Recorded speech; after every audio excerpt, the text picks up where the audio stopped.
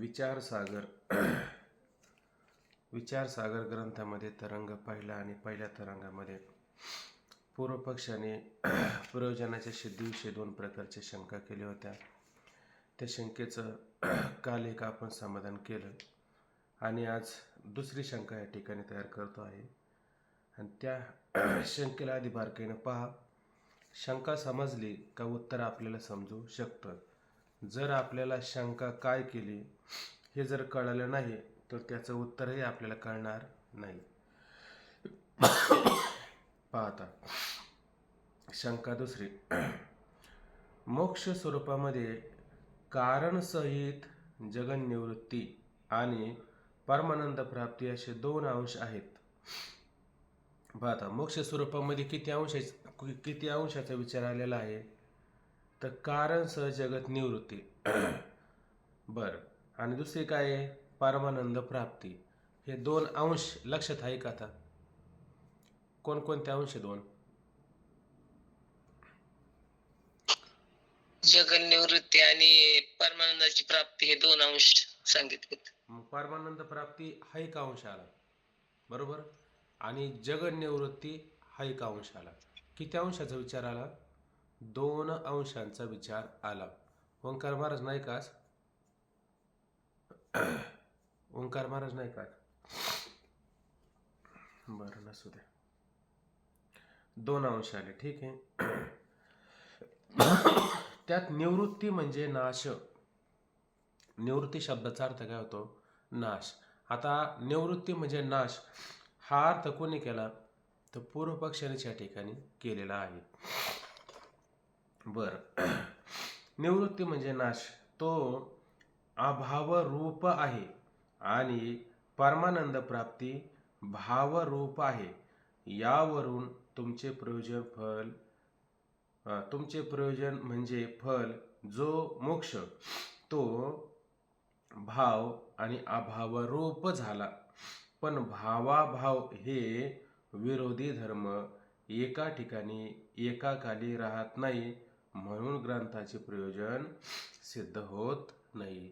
काय म्हटले यांनी? लक्षात घ्या की तुम्ही मोक्ष स्वरूपामध्ये किती अंश या ठिकाणी सांगितले तर 3 अंशाचा विचार या ठिकाणी आलेला आहे. त्या 3 अंशामध्ये काय काय सांगितलं असं लक्षात येतं ना? लक्षात ठेवा. म्हणजे 2 अंश आले तुमच्या लक्षात आले आहे की नाही? आता तुमचे 2 बोटे दिसले, ज्यांची मला चेहरे दिसले, आता सगळ्यांचे नाही दिसू शकत पण त्यांच्या बहुतेक लक्षात आलं की 2 अंश सांगितले. त्याच्यात एक अंश सांगितलेला आहे तो भावरूप सांगितला आणि एक अंश सांगितला तो अभाव रूप त्या ठिकाणी सांगितला. आता हा पाठ आहे ना, मला असं वाटतं जर बारकाईनं ऐकलं तर त्याला वारंवार समजून सांगायची पण आवश्यकता पडणार नाही. पण तो पाठ जर त्याने बारकाईनं ऐकला नाही तर त्यांना ते वारंवार सांगूनही कळू शकत नाही, म्हणून बारकाईनं ऐका. काय म्हटलं या ठिकाणी? मोक्ष स्वरूपामध्ये किती अंश आहेत तर 2 अंश आहे. एक अंश कसा सांगितला? भावरूप सांगितला. आणि एक अंश कसा सांगितला त्यांनी?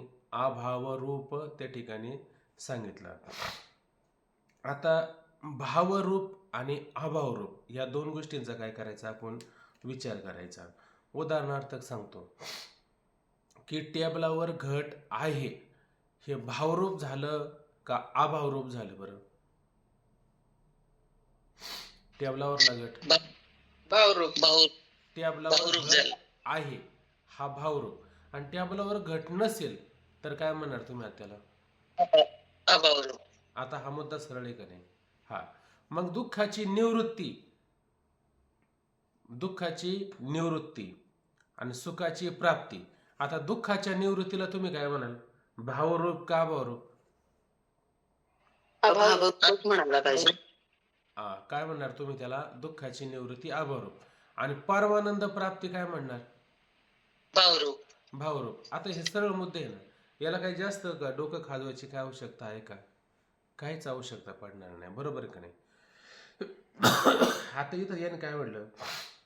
मोक्ष स्वरूपामध्ये कारण से जगन निवृत्ती, बरोबर आहे का नाही, आणि परमानंद प्राप्ती असे 2 अंश आहेत. त्यात निवृत्ती म्हणजे नाश. आता निवृत्ती शब्दाचा अर्थ दुःखाची निवृत्ती. दुःख आहे का जीवाच्या ठिकाणी काल तरी मग त्याला नाश तुम्ही म्हणता. त्याचा नाश करायचा का त्याचा बाध करायचा असतो?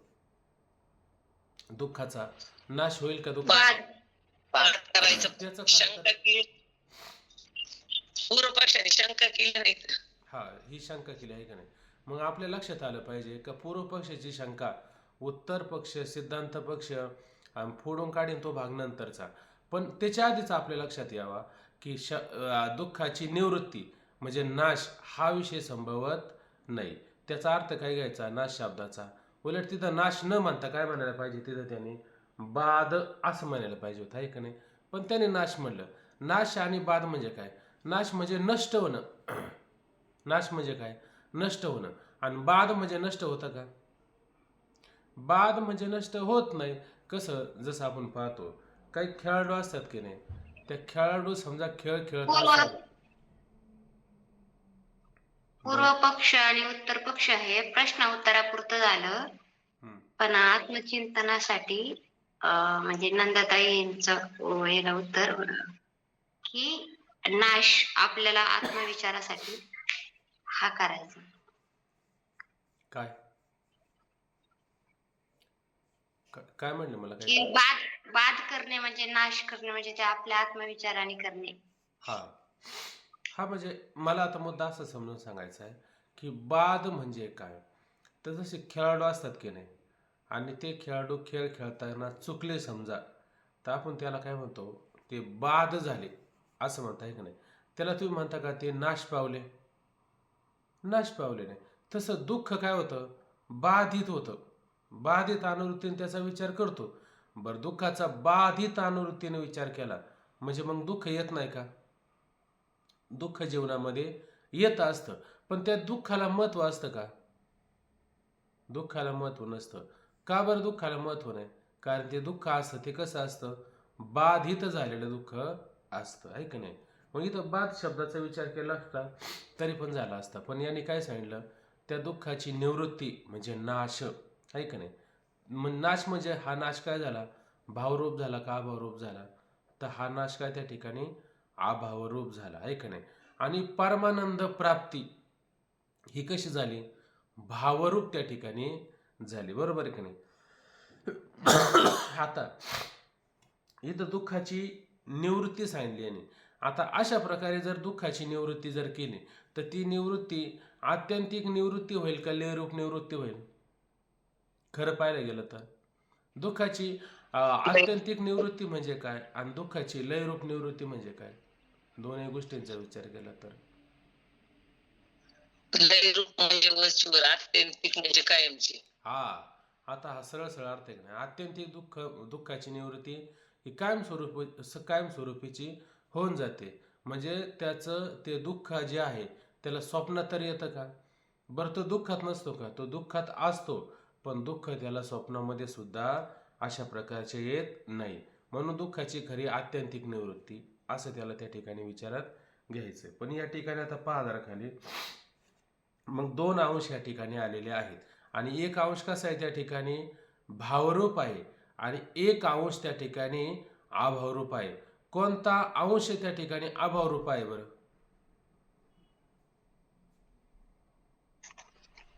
संसार दुःखाची निवृत्ती.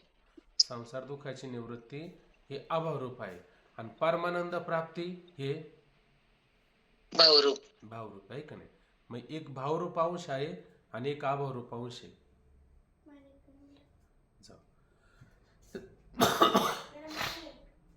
हा, यावरून तुमचे प्रयोजन म्हणजे फल जो मोक्ष तो भाव आणि अभावरूप झाला. पण भावाभाव हे विरोधी धर्म एका ठिकाणी एकाकाली राहत नाही. आता हे 2 विरोधी धर्म झाले का नाही? काय विरोधी धर्म आहे बरं? बरं असं म्हणा बरं, ती वस्तू आहे पण आणि नाही पण, 2 विरोधी धर्म झाले का नाही? एक असा म्हणू शकत नाही ना, वस्तू आहे मला दिसतंय पण मला सांगता येत नाही. म्हणजे याचा अर्थ काय होतो? दिसतंय पण सांगता येत नाही याचा अर्थ काय झालं? दिसत नाही पण दिसतं आणि नाही दिसत, हे 2 विरोधी धर्म झाले का नाही? हे दोन्ही त्या ठिकाणी काय विरोधी धर्म झाले. जसं असं म्हणा बरं, दुपारचं ऊन पडलं आणि उन्हामध्ये फार अंधार आहे, असं म्हणता येईल का?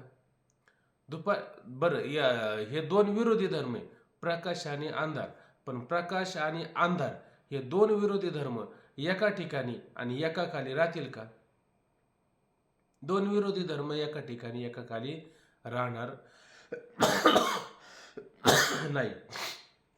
2 मिनिटं ओंकार महाराजाला फोन लावता का बघा बरं कोणतरी.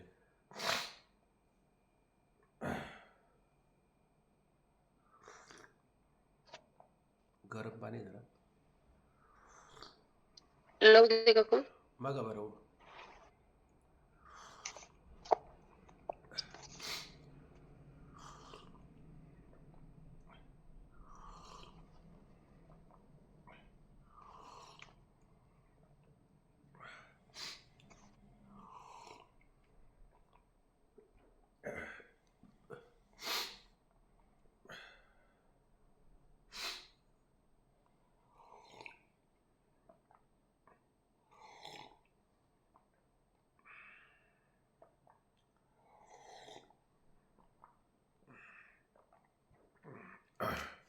बरं चला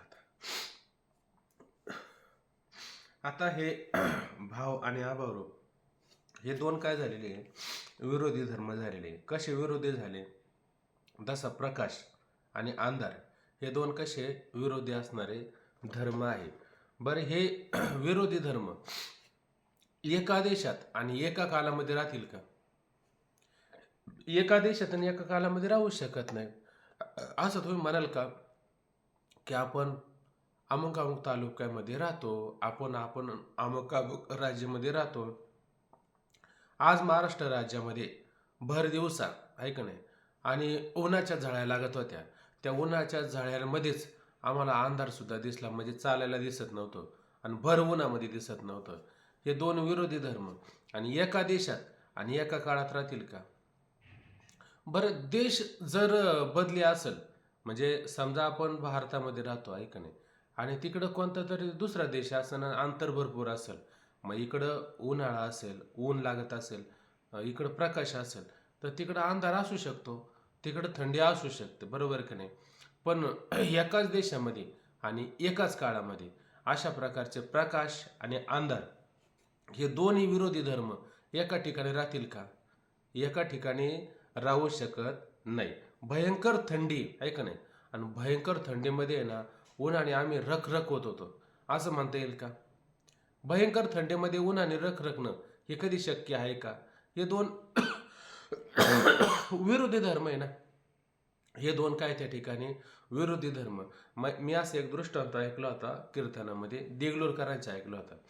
ते म्हटले, एक मनुष्य म्हणायचा, म्हणजे एक तर राजा आणि बिरबल त्यांची गोष्ट सांगायची. बिरबलाने काय केलं की थोडी सुट्टी घेतली होती, काहीतरी दिवसाची सुट्टी घेतली होती, आणि मग ते काही दिवस त्यांची सुट्टी झाली आणि ते दरबारामध्ये आले आणि त्या बादशाहाने त्याला विचारलं, म्हणले बिरबला, काय रे एवढे दिवस सुट्टी घेतली, काय काम होतं? नाही म्हणले, आमच्याकडे ना एकादशी वगैरे असे सणवार होते, चतुर्थी वगैरे सगळं काहीतरी. मग म्हटले, चतुर्थी एकादशी होते ना, बरं मग मला असं म्हणायचं, चतुर्थीला एकादशी आली तर कसं काय करता? चतुर्थीला एकादशी होणं शक्य आहे का? चतुर्थीला एकादशी होणं शक्य नाही. म्हणून त्यांनी म्हटलं, आली समजा, आता येत नाही तर मला माहिती म्हटलं, पण समजा आलीच तर काय करावं त्या ठिकाणी? आता त्याला काय उत्तर द्यायला पाहिजे बरं? मग त्याला एकच उत्तर दिलं, म्हणजे मग असं करावं लागेल, मग ती एकादशीला चतुर्थी आली, चतुर्थीला एकादश आली समजा, असं झालंच तर एकच पर्याय म्हणले लोण्याचे भजे काढायचे, लोण्याचे भजे काढायचे आणि रात्रीच्या उन्हामध्ये बसून जेवायचं. आता लोण्याचे कधी भजे निघतील का? आणि रात्रीच्या उन्हामध्ये कसं बसून जेवता येईल का? असं होऊ शकत नाही ना. का बरं? याचा अर्थ हे दोन काय पूर्णतः विरोधी असणारे धर्म आहे. ते दोन्ही विरोधी धर्म एका ठिकाणी एका काली येणं शक्य आहे का? येणं शक्य नाही. तसं तुम्ही काय म्हणता, सकळ दुःखाची निवृत्ती आणि परमानंदाची प्राप्ती असे दोन अंश सांगता, आणि दोन अंश त्या ठिकाणी खरं पाहायला गेलं तर ते समान आहे का? मुळात ते कसे विरोधी आहे, आणि दोन विरोधी असणारे धर्म एका ठिकाणी एका काली येणं कधी शक्य आहे का? येणं कधी त्या ठिकाणी शक्य नाही. मग जर असं असेल तर तुमचा मोक्ष घडणे शक्य आहे का? तुम्ही जो मोक्ष सांगतात की नाही, दुःखाची निवृत्ती आणि परमानंदाची प्राप्ती, अशा स्वरूपाचा तुम्ही मोक्ष सांगता, हा मोक्ष तुमचा कसा होईल बरं? हा तुमचा मोक्ष म्हणजे कसा? भावरूप मोक्ष होईल. आणि भाव कधी मोक्ष घडेल का? नाही घडू शकत. मग तुमचं प्रयोजन काय होतं ग्रंथाचं? मोक्ष स्वरूपाची फलप्राप्ती, हे ग्रंथाचं प्रयोजन होतं. हे ग्रंथाचं प्रयोजन सिद्ध होईल का? सिद्ध होणार नाही. अशी त्याने काय केलेली, ही किती नंबरची शंका केलेली? ही पहिल्या क्रमांकाची शंका केली का 2 नंबरची? म्हणजे सगळे ग्रंथात पाहता ना, सगळ्यांनी ग्रंथात 2 पहा, नंबर. म्हणजेच तुम्हाला कळेल का ही 2 नंबरची शंका आहे. हाय का? उचलला का? नाही आबा, बोलणं नाही झालं. नाही, जाऊ दे, चला, ते नाही व्हायचं बोलणं आता. समाधान, आता याचं समाधान लक्षात घ्या सगळ्यांनी. काय आहे? हे म्हणणे बरोबर नाही. का म्हणणे बरोबर नाही याचं समाधान करता जरा लक्ष द्या. खाली ग्रंथाकडे सगळ्यांनी पहा. अज्ञान आणि अज्ञानकार्य जगत ब्रह्मावर आध्यस्थ आहे आणि आध्यस्थ पदार्थाची निवृत्ती अधिष्ठान आहे. अधिष्ठान ब्रह्मरूप आहे. हा पॅरेग्राफ वाचून घ्या, मग लक्षात घेऊ आपण पुढचा मुद्दा. जशी कल्पित सर्पाची निवृत्ती रज्जुरूप असते, तशी सर्व कल्पित पदार्थाची निवृत्ती अधिष्ठान रूप असते. यास्तव सर्व दुःखाची निवृत्ती अधिष्ठान ब्रह्मरूप आहे. कारण सर्व अनर्थाचे स्थान जे जगत त्याचे अधिष्ठान ब्रह्म असून ते भावरूप आहे. म्हणून कारणस वर्तमान जगत निवृत्ती भावरूपच आहे. यावरून केवळ भावरूप मोक्ष आहे हे सिद्ध झाले. आता हे वाचलं म्हणजे वाचल्यावर लगेच लक्षात येईल का आपल्या लगेच लक्षात येऊ शकत नाही. आता हे लक्षात घ्यायचं, काय करायचं, याची एक एक ओळ आणि एक एक पंक्ती, शब्दाने शब्दाचा काय करायचा, आपण विचार करायचा. जेव्हा आपण त्याचा शब्दाने शब्दाचा विचार करू त्यावेळेस आपल्या लक्षात येऊ शकतं की पूर्व पक्षाने केलेली शंका मात्र काय आहे, विसंगतयुक्त शंका त्या ठिकाणी आहे. आता थोड्या खाली समाधानाकडे पहा. हे म्हणणे बरोबर नाही. कोणतं म्हणणं बरोबर नाही बरं? थोडक्यात सांगता येईल का कोणाला? हे म्हणणं बरोबर नाही. हे म्हणणं म्हणजे कोणतं म्हणणं?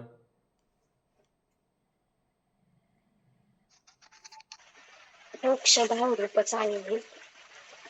मोक्ष भावाभावरूप आहे हे म्हणणं मात्र तुमचं बरोबर नाही, आहे का? नाही. काय काय करायचं माहितीये का? ग्रंथाकडे पाहता असताना दुसरीकडे पाहायचं नाही.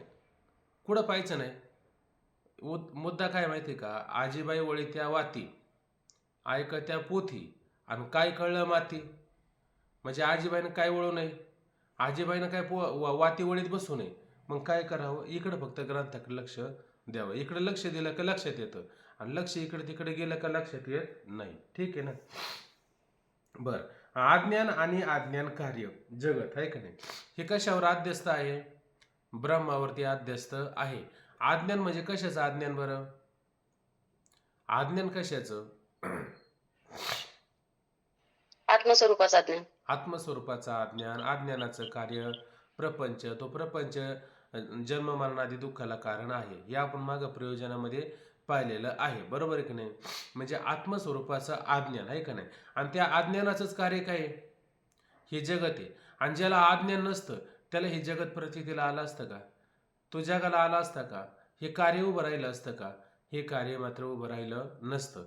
मग हे सगळं कार्य जे उभं राहतं, आणि ते कार्य जर दुःख रूप आपल्याला होत असेल तर ते कशाचं कार्य आहे? तर अज्ञानाचं कार्य. ज्ञानाचं कार्य दुःख रूप असतं का सुखरूप असतं? सुखरूप असते. ज्ञानाचं कार्य सुखरूप असतं, आणि अज्ञानाचं कार्य कसं असतं? दुःख रूप अशा प्रकारचं कार्य असतं. बरोबर की नाही? म्हणून अज्ञान आणि अज्ञान कार्य जगत आहे का नाही. अज्ञानाचं कार्य काय? आता दुसऱ्या तरंगामध्ये जेव्हा आपण त्याचा प्रवेश करू तेव्हा आपल्याला कळल हे अज्ञानाचं कार्य जगत कसं आहे का नाही. बरं, ते कशावर आध्यस्थ आहे? ब्रह्मावर आध्यस्थ. बरोबर ना? आणि जीवावर आध्यस्थ म्हटलं तर काय हरकत आहे का? अज्ञान कोणाला आहे? जीवाला आहे का ब्रह्माला आहे? जीवाला आहे अज्ञान. आहे का नाही? आणि जीव ब्रह्मरूप नाही का? जीव ब्रह्मरूप आहे, पण अज्ञानामुळे होते ना सगळं. हा, हे तर मान्य आहे का नाही. मग हा ज्ञान अज्ञान कार्य जगत जीवावर काय म्हटलं आणि ब्रह्मावर काय म्हटलं थोड्या थोड्या फरकाने बदल वाटतो, पण वास्तविक पाहिलं तर जीवच काय आहे? ब्रह्मरूप आहे, ऐक नाही असं त्या ठिकाणी विचारात येऊ शकतो. मग याला अधिष्ठान कोण ठरलं? ब्रह्म काय म्हटलं आणि जीव काय म्हटला, हे दोघं पण त्याला अधिष्ठान ठरतंय का नाही? हे दोघंही त्या ठिकाणी त्याला काय होतं? अधिष्ठान त्या ठिकाणी ठरू शकतं, आहे का नाही? बरं, आता नियम काय करायचं इथं बघा, की आज्ञान आज्ञा अज्ञानकारी जगत ब्रह्मावर आद्यस्थ आहे आणि आद्यस्थ पदार्थाची निवृत्ती अधिष्ठान ब्रह्मरूप आहे. मग अधिष्ठान आता त्या ठिकाणी जो आद्यस्थ पदार्थ, आद्यस्थ शब्दाचा अर्थ आहे का लक्षात? नसेल लक्षात. आद्यस्थ म्हणजे काय? जे ज्याच्या अज्ञानाने भासते ते त्याच्या ज्ञानाने निवृत्त होत असते. ही थोडी प्रक्रिया इथं भासते म्हटलं काय आणि उत्पन्न होते म्हटलं काय, तर थोड्या थोड्या अर्थाने काय होतं या ठिकाणी फरक होत असतो. पण जे ज्याच्या अज्ञानाने भासते, आता जे ज्याच्या अज्ञानाने भासलं ते भासलेलं सत्य असतं का मिथ्या असतं? मिथ्या मिथ्या असतं. त्याला भास शब्दामध्येच अज्ञान आहे. हम्म. भासणं ह्याच्यामध्येच अज्ञान आहे. म्हणजे भासणे, बरं का, ऐका, भासणे त्याला काही ठिकाणी मिथ्या असं पण म्हटलं जातं. भासणे शब्दाला काय म्हटलं जातं? काही ठिकाणी मिथ्या म्हटलं जातं, काही ठिकाणी त्याला भ्रम असं म्हटलं जातं आणि काही ठिकाणी त्याला आध्यस्थ असं म्हटलं जातं. बरोबर आहे की नाही? मग आध्यस्थ शब्दाचा अर्थ काय होतं? तो पदार्थ आणि त्या पदार्थाचे ज्ञान, यास काय म्हणायचं? आध्यस्थ असं म्हणायचं. बरोबर आहे ना? तो पदार्थ कोणता पदार्थ? रजेवर भासलेला सर्प आणि त्या सर्पाचं ज्ञान, हे दोन्ही काय त्या ठिकाणी आद्यस्थ आहे. बरोबर ना? आद्यस्थ शब्दाची व्याख्या काय? तो पदार्थ आणि त्या पदार्थाचं ज्ञान, आहे का नाही? हे दोन्ही काय असतं? आद्यस्थ असतं. आणि कशावर आद्यस्थ असतं? अधिष्ठान रूप पदार्थावरती आद्यस्थ असतं. जसं रज्जू पाहतो की नाही, मग रज्जूवर काय आद्यस्थ आहे? तसं रज्जूवरती सर्प आद्यस्थ आहे. त्याला आद्यस्थच का म्हणायचं बरं? त्याला सत्य का म्हणायचं नाही? का बरं? त्याला आद्यस्थच का म्हणायचं? हा? आपल्या अज्ञानामुळे ते भासतं.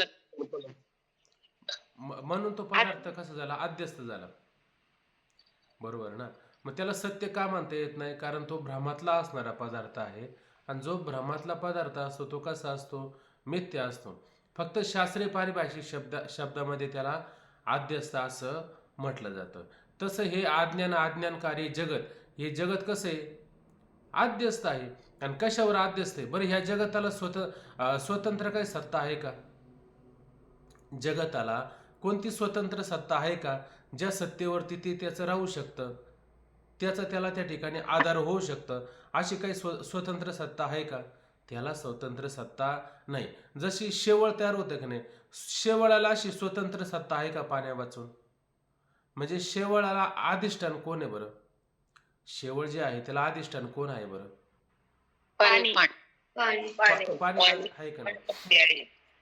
मग आता त्याची निवृत्ती कुठं करणार आहे? माळाला जाऊन करणार आहे का? जमिनीवर जाऊन करणार आहे तिथेच का? आहे. मग त्याची तरंग आहे का? हम्म? बरोबर ना? म्हणजे त्याची निवृत्ती कुठं होणार आहे?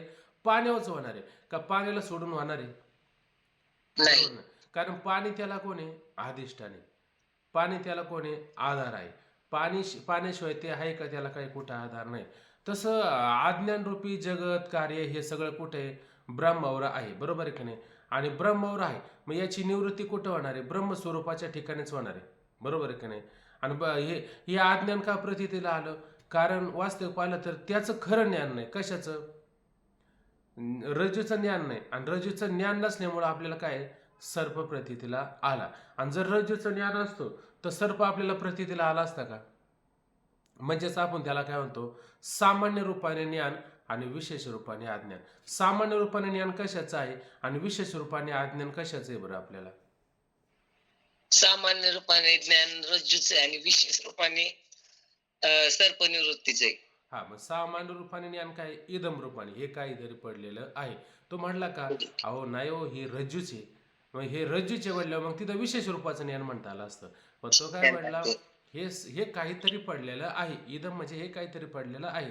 म्हणजे हे झालं सामान्य ज्ञान, आहे का नाही? आणि विशेष रूपाने अज्ञान, अहो ही रज्जू नाही, ही ही ही काय आहे? सर्प आहे त्या ठिकाणी, ही जलरेषा आहे, ही भूरेषा आहे. म्हणजे हे विशेष रूपाने काय त्याचं हा म्हणजे सामान्य रूपाने ते ज्ञान आणि विशेष रूपाने हे भासलेलं याचं अज्ञान असतं. त्यावेळेस हा आद्यस्थ पदार्थ हे अज्ञानकारी जगत उभं राहत असतं. बरं, आता काय केलं, कोणीतरी कंदील आणला, बॅटरी आणली आणि जर आता त्या रज्जूवरती अशा पद्धतीनं ती लावली तर तो काय होतो, त्याच्यावरला सर्प असा पळ सुटवतो, कुठंतरी बिळात जाऊन लपतो. असं होतं का कधी? तो कुठं बिळात जायला त्याला लपायला काय आहे का बरं? सांगा बरं, काही कुठं असेल का जागा? नाही ना. रज्जूला त्या सर्पाला रज्जू शिवाय पर्याय आहे का?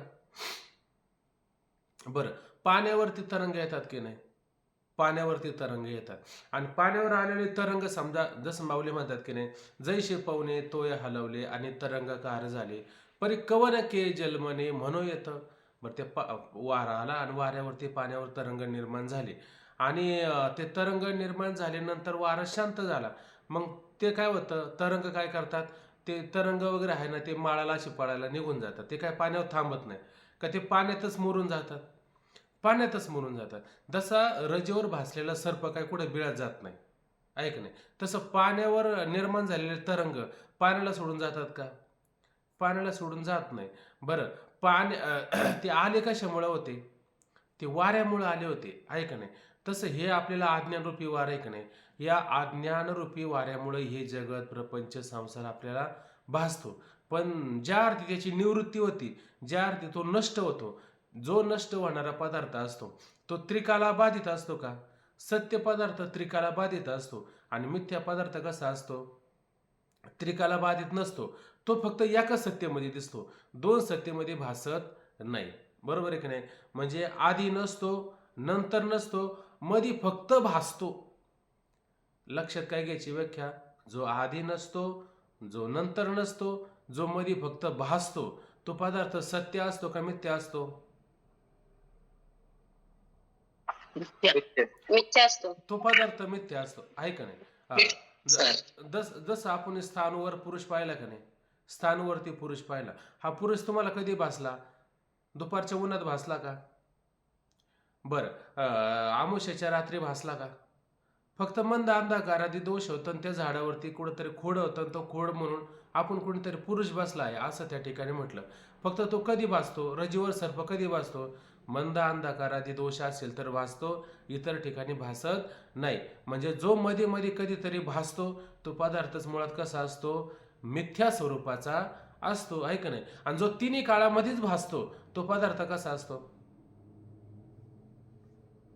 शाश्वत. तो शाश्वत पदार्थ असतो, तो सत्य पदार्थ असतो. बरोबर की नाही? बर, मग आता तो जो मनुष्य आपल्याला भासला होता बांधावरती असलेला, खोडावरती, आहे का नाही?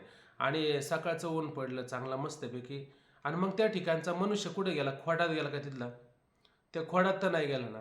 रजेवरला सर्प बिळात नाही गेला ना. पाण्यावरले तरंग कुठं माळाला तर फिरायला नाही गेले ना. मग ते कुठं गेले? कुठं गेले? ज्याच्यावर भासले होते तिथंच नष्ट झाले. बरोबर ना? ज्याच्यावर भासले होते त्याच्याच ठिकाणी नाहीसं होतात. तसं हा जगतरूपी प्रपंच कुठं भासला होता? आपल्याला आत्मस्वरूपाच्या अज्ञानावर भासला होता. मग हे जगत प्रपंच हा कुठं जाईन आपल्याला सोडून? हा कुठं जाईल? घट फोडल्याच्या नंतर घाटातलं आकाश कुठं जातं? ज्या महाआकाशातच जातं ना. ते काय कुठं आकाशाला सोडून दुसरीकडे जातं का पळून? ते तिथं जातं की नाही? मग अधिष्ठान पदार्थाची निवृत्ती ही कशी असेल? अधिष्ठान रूपच असेल का अधिष्ठानाला सोडून असेल? अधिष्ठान रूप आहे का नाही? तरंग आहे का नाही? तरंग काय? तरंगाला अधिष्ठान कोण आहे? खालचं पाणी. सर्पाला अधिष्ठान कोण आहे? रज्जू. रज्जू त्या पुरुषाला अधिष्ठान कोण आहे? ते स्थाणू, आहे का नाही? मग तो पुरुष स्थाणूला सोडून आहे का? पाणी तरंग पाण्याला सोडून आहे का? सर्प रज्जूला सोडून आहे का? नाही. आणि अज्ञान आपल्याला सोडून आहे का? अज्ञान आपल्याला सोडून कुठं राहणार? आपल्या अज्ञानामुळे जगत निर्माण झालं ना, आहे का नाही? आणि ज्ञान झाल्याच्या नंतर काय होतं? जगताची निवृत्ती होते. बरोबर आहे का नाही? मग आद्यस्थ पदार्थ हा अधिष्ठान रूप नाही का? अधिष्ठान रूपच असतो. कारण त्या आद्यस्थ पदार्थाला आद्यस्थ असणाऱ्या पदार्थाला दुसरा कुठं आधार आहे का? दुसरं कुठंच आधार नसतो. म्हणून आद्यस्थ पदार्थ कसा असतो? अधिष्ठान रूपच असतो, आहे का नाही? आणि त्याची निवृत्ती करायची असेल तर कोणत्या पदार्थाचं ज्ञान झालं पाहिजे? आद्यस्थ पदार्थाचं ज्ञान झालं पाहिजे का अधिष्ठान पदार्थाचं ज्ञान झालं पाहिजे? अधिष्ठान अधिष्ठान ज्ञान झाल्यावर सगळं निवृत्त होतं. असं तुम्ही प्रत्येकाने बोललं ना तुमच्या लक्षात येईल का आजच्या पाठामध्ये आम्ही हे बोललो का त्याचे पक्क लक्षात राहतं, आहे का नाही? चुकलं तरी फायदा आणि बरोबर आला तरी फायदाच फायदा, आहे का नाही? मग चुकलं तरी काय हरकत नाही, उलट जास्तच फायदा होतो. लक्षात घ्या. चुकीचं म्हणलं ना, आता म्हणतो माझ्याकडून बरोबर इथं चुकलं होतं, आता माझ्या पक्क लक्षात आहे का नाही? म्हणजे चुकला तरी फायदा आणि बरोबर बोला तर फायदाच फायदा आहे. म्हणून तुम्ही काय करायचं? बोलत राहायचं आणि वेळेत फक्त हजर व्हायचं. आता ह्याचं फोन लावणं, बोलवणं, ते बळच जागं करणं ते नाही योग्य. आपण आपल्या ज्याला आपल्या हिता असे जो जागत आहे का नाही, तू कोबरा म्हणलं का नाही, आपल्या हिताच्या ठिकाणी आपण जागा असलं पाहिजे. जाऊ दे, आता तो जास्त चर्चेचा विषय होतो. म्हणून काय म्हणलं की अज्ञान आणि अज्ञान कार्य जगत ब्रह्मावर आद्यस्थ आहे आणि आद्यस्थ पदार्थाची निवृत्ती. आता वळी लक्षात येतात की नाही? फार पारिभाषिक शब्द असले तरी आपल्या लक्षात आता येऊ शकतं. म्हणून आद्यस्थ पदार्थाची निवृत्ती अधिष्ठान ब्रह्मरूप आहे. आता अधिष्ठान ब्रह्मरूपच का बरं म्हटलं? कारण हे जगत म्हटलं, आहे का नाही? उदाहरण तुम्हाला सोपं देऊन सांगतो म्हणजे तुमच्या लक्षात येऊन जाईल. आता समजा हा फळा आहे का नाही? इथं फळा दिसतो का नाही? नाही दिसत तुम्हाला. बघ इथे एक फळा आहे का नाही? दिसला ना हा फळा? बर, आता हा फळा तर काय नसतं, शब्दाची शक्ती असते आणि शब्दाची शक्ती कळण्याकरता लक्षणावृत्ती पण कळली पाहिजे आपल्याला. कारण एक शब्द शक्ती असते आणि एक लक्षणा शक्ती असते. त्या दोन्हींचा विचार केला आपण, लक्षणावृत्ती आणि शब्दवृत्ती, या दोन्हींचा विचार केला तरी कळतं आपल्याला. जाऊ दे, तो जास्त कठीण विषय नाही, तो 4थ्या तरंगात आपल्याला येणार आहे. आता काय करायचं की हा तुम्हाला फळा लक्षात आला का नाही? फळा शब्द उच्चारला म्हणजे फळा कळतो का नाही आपल्याला? म्हणजे फळा शब्दाची काहीतरी शक्ती आहे का नाही? ही शक्ती आहे, हे कळलं. बरं, आता त्याच्यावरती ना एक बाईचं चित्र काढलं. कशा चित्र काढलं? एका बाईचं चित्र काढलं, आहे का नाही? आणि त्या बाईच्या डोक्यावर एक घट असा पाण्याने भरलेला दाखवला. आता घटाला अधिष्ठान कोण? फळा. बाई. घटाला अधिष्ठान आधार कोण आहे? बाई, आहे का नाही? बर, आता दोन उत्तर येतात. बरं, दोन्ही ज्याला जे उत्तर सांगायचं ते उत्तर सांगा, चाल, हरकत नाही. कोणाला काय म्हणायचंय मग त्याचं ऐका ना, आपण सांगा असं नका करू, आपल्या मनाने सांगा. तसं बाई आहे म्हणजे घटाला अधिष्ठान बाई आहे का? बाईच्या डोक्यावर. यांचा हा निर्णय झाला. तुमचा अजून कोणाचा काय निर्णय? कोणाला फळा म्हणायचा, कोणाला बाई म्हणायचं, काय म्हणायचं? रामकृष्ण हरी. माती फळा नाही होऊ शकत. आता इथं फळा घेतला ना, मातीवर नाही घेतलं ना, आपण फळ्यावर घेतलं चित्र. तुम्ही मातीवर काढायचं म्हणलं ना, बरं मातीवर काढू झाला. मातीवरती बाईचं चित्र काढलं आणि बाईच्या डोक्यावरती काय दिलाय? घट दिलाय. मग आपल्याला काय म्हणायचं? त्या घाटाला आधार कोणाचा आहे? अधिष्ठान कोण आहे? सांगा बरं. माती म्हणायचं का बाई म्हणायचं? बाई म्हणायचं, आहे की नाही? बर, आता त्या बाईच्या कमरेवर मूल पण दाखवलं. आता मग आता त्या मुलाला अधिष्ठान कोण आणि घटाला अधिष्ठान कोण? मातीच अधिष्ठान. काय अधिष्ठान आहे खरं? अहो, माती नसेल तर ती बाई पण नाही, घट पण नाही, मूल पण नाही. माती पडून गेल्या भिंती. हे तर बरोबर आहे की नाही? की भिंतीवर चित्र काढलं, फळ्यावर चित्र काढलं, आहे का नाही? भिंत समजा पडून गेली, माऊलीची काहीतरी ओवीची त्याच्यामध्ये, आहे का नाही?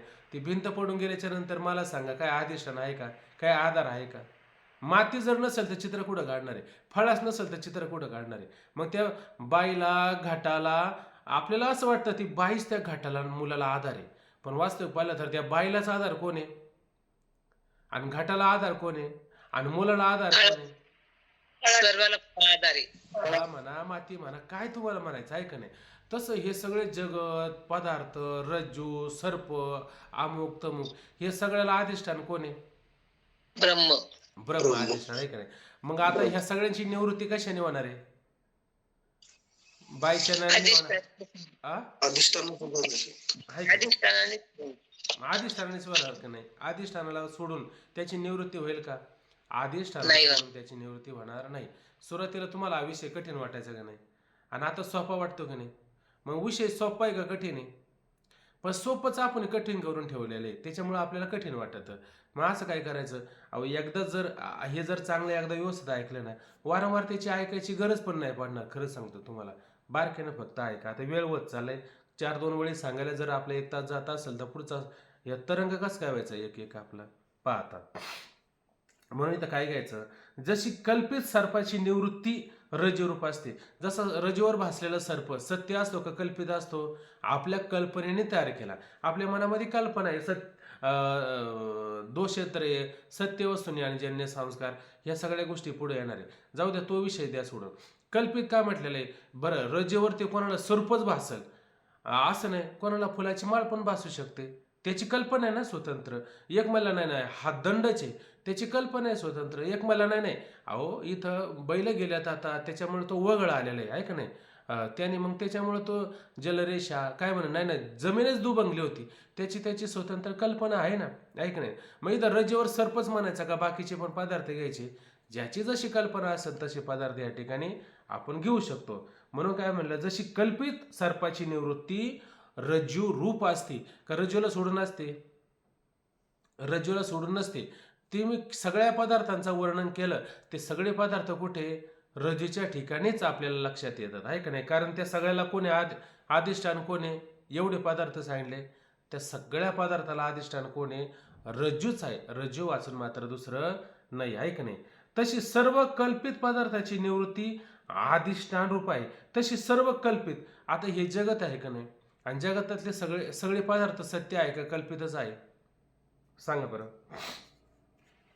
सर्व कल्पित मिथ्य कल्पित कल्पित आहे का? म्हणजे सगळे जगातले पदार्थ असतात ते मात्र सत्य नसतात. का सत्य नसतात? कारण ते त्रिकाला बाधित, आहे का नाही? इथं काय म्हणलं, जे पूर्वी नसतं आणि जे नंतर नसतं ते मध्ये फक्त भासतं. मग ते पदार्थ कसा असतो? तो मात्र कल्पित पदार्थ असतो, आहे का नाही? मग तसं ह्या ठिकाणी काय लक्षात घ्यायचं, तशी सर्व कल्पित पदार्थाची निवृत्ती अधिष्ठान रूपच असते. अधिष्ठानाला सोडून हे आहे का? त्याला स्वतंत्र काय सत्ता आहे का? त्यांना जर कोणती स्वतंत्र सत्ता असती तर म्हणता आलं असतं. जसं आपल्याला आपणही पाहतो, स्वप्न आपल्याला दिसतं, आहे का नाही? आणि जागृती पण आपल्याला दिसते. आपण जर नसतो तर आपल्याला स्वप्न जागृती दिसली असते का? नाही. मग स्वप्नातले जागृतीतले हे जे पदार्थ असतात हे सत्य असतात का कल्पित असतात? कल्पित. आणि जर सत्य पदार्थ असतात, जर सत्य पदार्थ असले तर त्याचा काहीतरी आपल्याला फायदा झाला असता ना, आहे का नाही? पण जागृतीत आपल्याला कळायला पाहिजे ना. मग हा जागृतीत आपल्याला कळायला पाहिजे ना, स्वप्नातले पदार्थ ते सगळे मिथ्यच असतात ना. हा मग त्या राजा, आता उदाहरण तेच, राजाला लांडगा चावला की नाही? बरं, राजाला लांडगा चावल्याच्या नंतर तो कुठं झोपला होता? अशा शय्येवर झोपला होता. मोठमोठ्या असणाऱ्या सेवक होते त्यांचे, ते मोठमोठ्याले योद्धे होते. त्या हजारो हत्तीचं बळ सांगितलं, आणि हजारो हत्तीचं बळ सांगितल्याच्या नंतर त्यामध्ये चिलटाचा सुद्धा प्रवेश होणार नाही, अशा कडक बंदोबस्तामध्ये राजा झोपला. आणि त्याला लांडगा स्वप्न पडलं, स्वप्नामध्ये त्या लांडग्याने त्याचा पाय धरला, आहे का नाही? आणि तो स्वप्नामध्ये लांडग्या आणि पाय धरला त्यावेळेस तो राजा होता का तो भिकारी होता? तो भिकारीच होता, आहे का नाही? कारण जेव्हा ज्ञानेश्वरीचं चिंतन कराल की नाही तुम्ही, त्या ज्ञानेश्वरीच्या चिंतनामध्ये त्या राजाचं वारंवार वर्णन येत असतं, आहे का नाही? म्हणून ज्ञानेश्वरी समजून घ्यायची असेल तर मी आता असं ऐकलं की डॉक्टर जाधवबाबांनी म्हटलं की 3 ग्रंथ झाले पाहिजे. एक विचारसागर झाला पाहिजे, एक वृत्ती प्राभाकर झाला पाहिजे, आणि एक पंचदशी झाली पाहिजे. हे 3 ग्रंथ ज्याला कळले ना त्याला ज्ञानेश्वरी अजिबात कठीण नाही. त्याची ज्ञानेश्वरी म्हणजे अशी धोधो वाढणारी होऊ शकते. पण कोणाची होईल? ज्याचे 3 ग्रंथ झाले त्याची. आणि ज्याचे 3 ग्रंथ झाले नाही त्याची मात्र होऊ शकत नाही. कमीत कमी एक विचारसागर तरी व्हावा, बरोबर आहे की नाही? एक विचारसागर जर झाला तर त्याला ज्ञानेश्वरी ही कळू शकते. त्या ज्ञानेश्वरीमध्ये अनेक ठिकाणी त्या राजाचं, आणि राजाला काय म्हटलं ज्ञानोबरायांनी? दरिंद्री राजा, भिकारी राजा, असं म्हटलं जातं.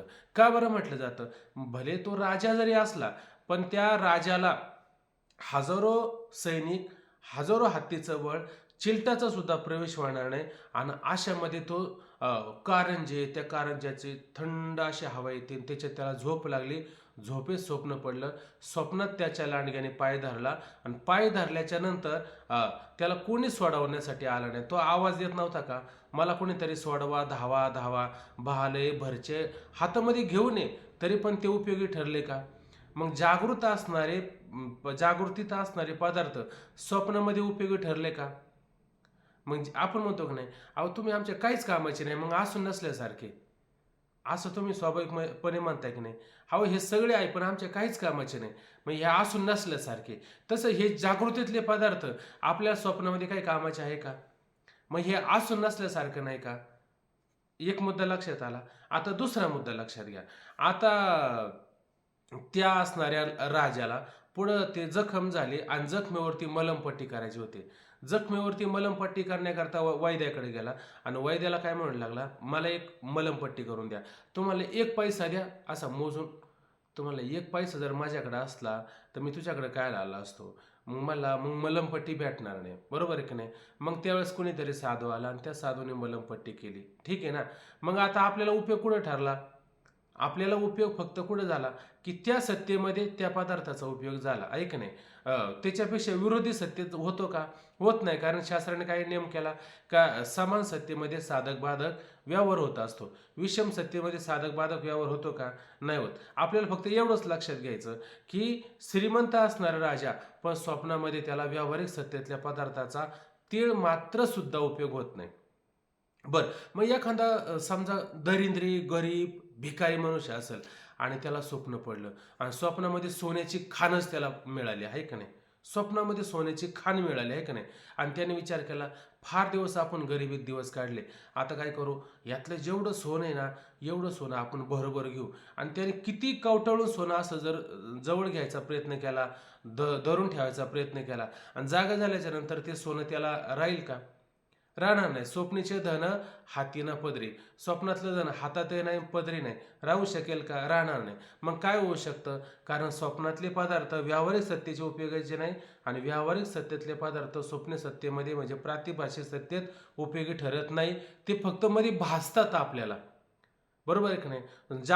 जागृतीमध्ये असतो तेव्हा स्वप्न भासतं का आपल्याला?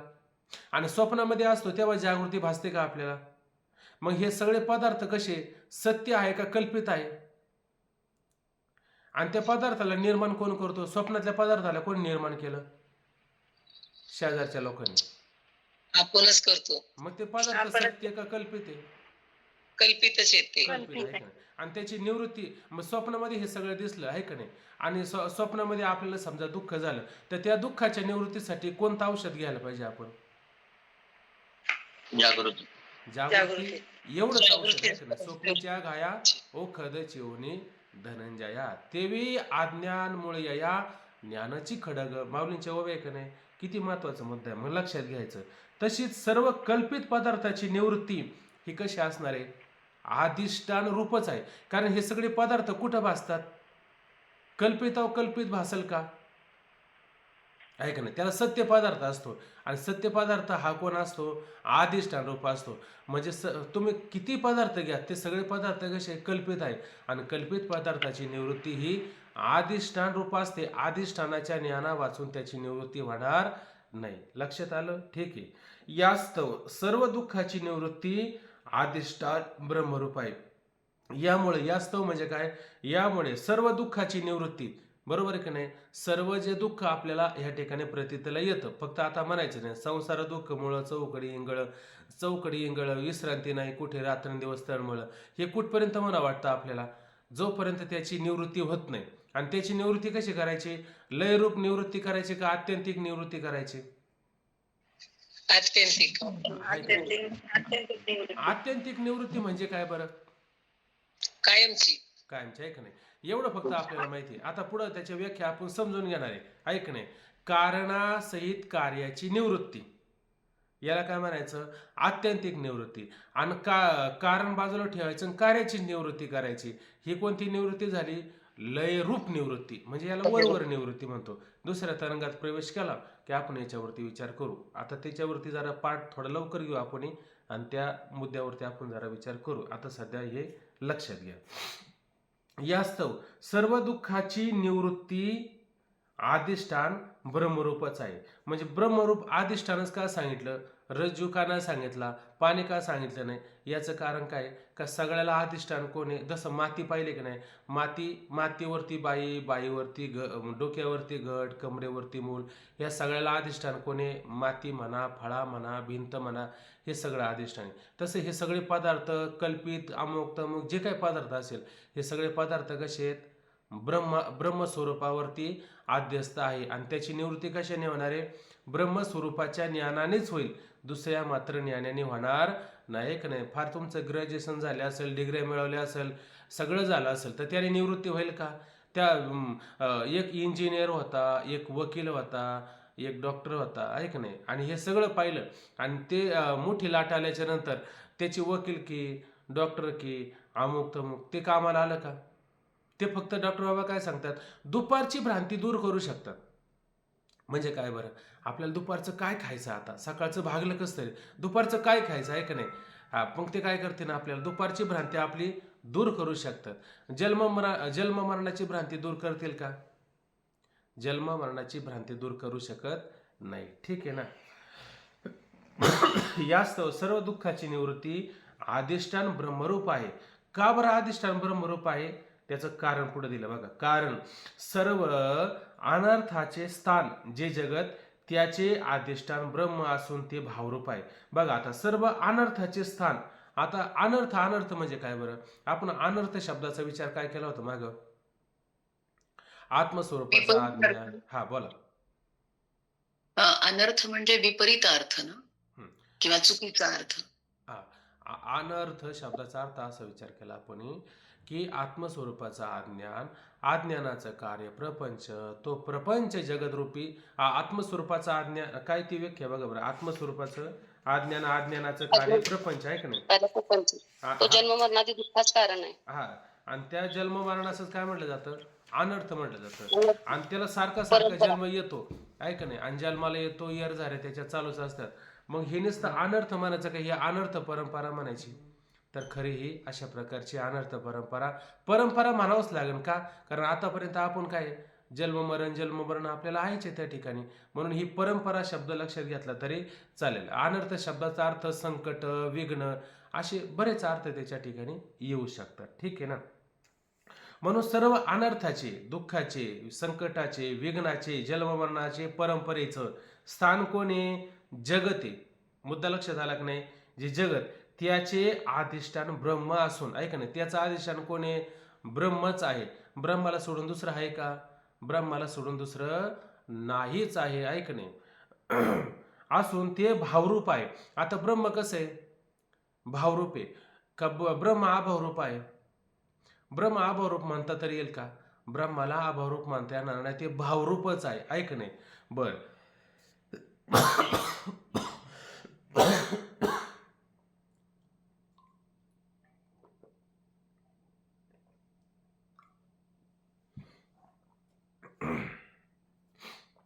आता इथे एक लक्षात असं घ्यायचं की एक पदार्थ भावरूप आणि एक पदार्थ अभावरूप, दोन पदार्थांचा विचार घ्यायचा, म्हणजे तुम्हाला खालचा मुद्दा काय होईल लक्षात येईल. बरोबर की नाही. बरं, रज्जू आणि रज्जूवर भासलेला सर्प हा रज्जूला सोडून आहे का, बरी तर दोन पदार्थ आहे का एक पदार्थ आहे, एकच पदार्थ आहे की नाही. पण एका पदार्थाच्या अज्ञानामुळे आपल्याला दुसरा पदार्थ प्रतीतीला येतो, आहे की नाही. दोन पदार्थ जर भिन्न असेल तर एक पदार्थाला म्हणा भावरूप आणि एक पदार्थाला म्हणा अभावरूप. लक्षात येतं ना तुमच्या, दोन पदार्थ जर असतील त्या ठिकाणी, आहे की नाही, एक प्रकाश असेल आणि एक अंधार असेल, अंधाराला तुम्ही अभावरूप म्हणू शकता आणि प्रकाशाला तुम्ही भावरूप म्हणू शकता. बरोबर की नाही. मग हे दोन पदार्थ आहे या ठिकाणी. तसं या ठिकाणी दोन पदार्थ आहे का, दोन पदार्थ नाही. तरंग आणि पाणी हे दोन वेगळे आहे का एकच आहे, दोन वेगळे नसून दोन पदार्थ काय एकच आहे, हे तर लक्षात येतं की नाही.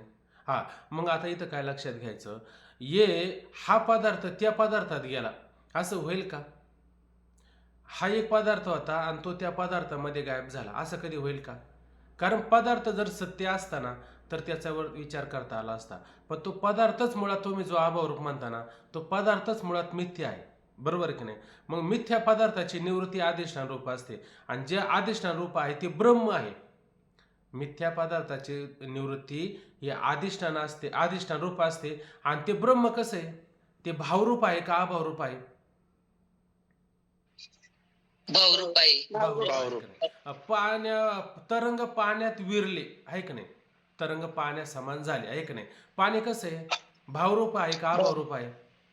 भावरूप आहे. भावरूप आहे. एक पदार्थ दुसरा एक पदार्थ जर सत्य असला तर म्हणता आला असतो, नाही नाही हे तुम्ही म्हणता ना हे भावरूप खरे, पण दुसरा पदार्थ सत्य आहे का मिथ्याचे? दुसरा पदार्थच मुळात मिथ्य आहे का नाही? मग त्याला भाव आणि अभावरूप कसं काय म्हणता तुम्ही? दोन पदार्थ वेगळे असले पाहिजे. म्हणून पाणी तरंगच पाण्यामध्ये काय झाले? विलीन पावले. आणि पाणी कसं आहे? भावरूप आहे. हे जगतच कल्पित आहे का सत्य आहे? कल्पित आहे का नाही? मग कल्पित आहे का नाही? आणि ते कशामुळं? त्या अधिष्ठान पदार्थाच्या अज्ञानामुळं भासत होतं आहे का नाही? मग अशा पद्धतीने काय झालं? त्याची निवृत्ती झाली. आणि कशात झाली? अधिष्ठान ब्रह्मस्वरूपामध्ये झाले. आणि ब्रह्म भावरूप आहे का अभावरूप आहे? ब्रह्मच मुळात भावरूप आहे का नाही? मग याची तुम्ही जो मोक्ष सांगता, हा मोक्ष मला सांगा, हा भावरूप होईल का अभावरूप होईल? सांगा. भावरूप. हा मोक्ष भावरूप हा मोक्ष भावरूप होईल का? आता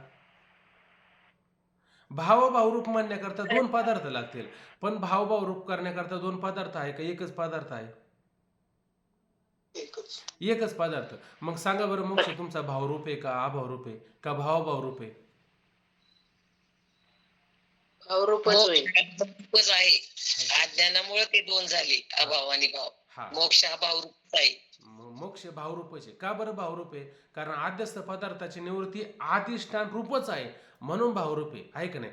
तो आद्यस्थ पदार्थाची निवृत्ती जर अधिष्ठान रूप जर नसेल, रजेवर भासलेलं सर्प जर तुम्हाला अशा पद्धतीनं त्या प्रकाशाने निवृत्त होत नसेल आणि काठी चालवं लागत असेल, तर मग तो पदार्थ कसा आहे? सत्य आहे का नाही? मग मोक्ष म्हणला असता आमचा भावरूप आहे, पण आमचा मोक्ष कसा आहे? भावरूप होऊ शकत नाही. का? कारण सगळ्याला अधिष्ठान ब्रह्म आहे आणि ते भावरूप आहे का नाही? म्हणून आमचा मोक्ष काय झाला? भावरूपच झाला. तो मात्र अभावरूप होऊ शकत नाही आहे का नाही? चला, म्हणून सर्व अनर्थाचे स्थान जे जगत त्याचे अधिष्ठान ब्रह्म असून ते भावरूप आहे आहे का नाही? म्हणून कारण सह वर्तमान आहे का नाही? त्या सगळ्याचं कारण काय आहे? त्या कारणासह वर्तमान. आता कारण काय पाहिलं बरं आपण? कारण काय होतं? अज्ञान. अज्ञान आहे का? कशाचं अज्ञान? रज्जूचं का सर्पाचं का आत्मस्वरूपाचं? आत्मस्वरूपाचं अज्ञान आहे. आत्मस्वरूपाचं अज्ञान आहे का? हे लक्षात घ्यायचं. एवढी बारीक एक एक एक एक ओळ सांगितले ना, मग काय आवश्यकता राहत नाही. आत्मस्वरूपाचं अज्ञान आहे का? त्या कारणासह वर्तमान आहे का नाही? का भूतकाळात का भविष्य काळामध्ये? वर्तमान काळ आहे का नाही? म्हणजे जिथं जिथं हा शब्द येईल ना, तिथं तिथं हे वारंवार याची वाच्यता पण करायची नाही. कारण सह वर्तमान. वर्तमान म्हणजे आत्ताच्या पाठात आहे का नाही? उद्याच्या पाठात नाही म्हणायचं, आत्ताच्याच पाठात म्हणायचं आहे का नाही? वर्तमान जगन निवृत्ती आहे का नाही? ही कशी आहे? भावरूपच आहे. का भावरूप म्हटलं बरं त्या जगन निवृत्तीला? सांगा बरं, का म्हटलं असं त्याला? जगन निवृत्ती भावरूपच का म्हटलं? ब्रह्म अधिष्ठान आहे. हा ब्रह्म हे भावरूपच आहे ना. हा, बरोबर आहे. त्याच्यावर आपल्याला भासले, अज्ञानी भासलेले आहे आपल्याला, पण ते भावरूपच आहे मूळ. हा, आहे का नाही? आता किती सोपा मुद्दा तुमच्या लक्षात आला बरं? आलं लक्षात ना? म्हणून कारणसह वर्तमान जगन निवृत्ती सुद्धा काय आहे? भावरूपच आहे. यावरून केवळ भावरूप मोक्ष आहे हे सिद्ध झाले. आता मोक्ष आपला कसा म्हणायचा? भावरूप म्हणायचा. तो अभावरूप म्हणता येईल का? त्याला अभावरूप मात्र म्हणता येणार नाही. आता मुद्दा तुम्हाला सगळा कळाला. आता ह्या पहिल्या तरंगाचे रहस्य सांगायची काय आवश्यकता आहे का? नुसतं वाचून जरी काढलं तरी तुम्हाला त्याचा अर्थ सहज अशा प्रकारे लागू शकतो. ठीक आहे. आता दुसरा मुद्दा असं मला म्हणायचं आहे की आता आपले आतापर्यंत पाठ आहे ते सगळे पाठ आतापर्यंत काय केले आपण? रेकॉर्डिंग केलेली आहेत, ऐक नाही. आता वारंवार तुम्हाला परत हप्ता जातो की 15 दिवस जातात, परत त्याच तरंगामध्ये तुम्ही काय करणार, ऐकत राहणार. बरं, आणि हे मी आता काय सांगणार तुम्हाला, तेच सांगणार आणि धावतं सांगणार आहे, बरोबर ना? धावतं सांगणार आहे. बरं, धावतं सांगितलं का लक्षात येतं का? त्याच्यापेक्षा ते पाठ एवढे बारकाईने सांगितले आपण. आता किती वळी झाल्या बरं याच्यामध्ये? एवढ्या वळीसाठी 1 तास घालवला की नाही आपण. एवढं बारकाईने चिंतन झालं. मग आता फक्त हेच ऐका ना तुम्ही वारंवार, तेच चिंतन ऐका. तर तुम्हाला तो तरंग नाही कळायचा का? तरंग कळू शकतो, आहे का नाही? तो तुम्ही, मला असं वाटतं मग त्याच्यासाठी ना आपण आहे ना, आता हे मी बंद करतो रेकॉर्डिंग.